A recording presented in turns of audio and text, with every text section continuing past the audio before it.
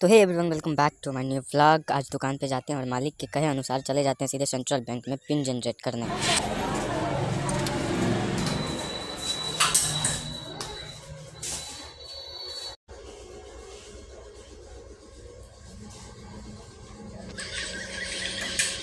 Then pin बनाने के बाद हम कुछ पैसा भी निकाल लेते हैं और सीधे चल देते हैं अपने दुकान पे।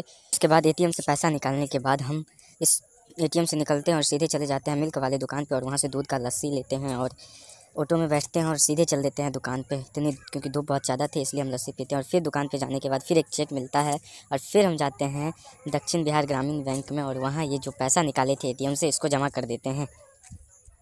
देन ये पैसा का लेन देन होने के बाद हम आते हैं दुकान पे और दुकान थोड़ा सा साफ़ करते हैं क्योंकि मुझे खाना खाना था।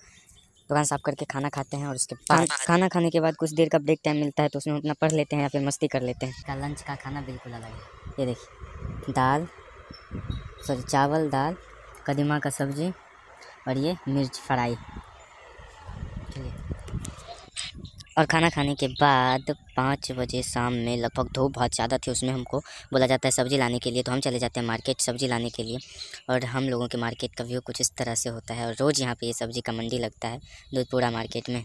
और उसके बाद हम चले जाते हैं मालिक के घर पे सब्ज़ी पहुँचाने के लिए और सब्ज़ी पहुँचा दी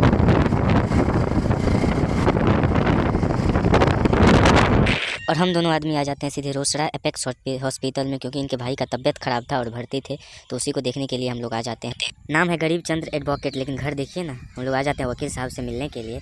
ये वकील साहब का ही घर है क्योंकि हम लोगों को कुछ काम था। वकील साहब से बहुत अच्छे से बात करते हैं और बात करने के बाद हम लोग मार्केट जाते हैं दवाई लाने के लिए क्योंकि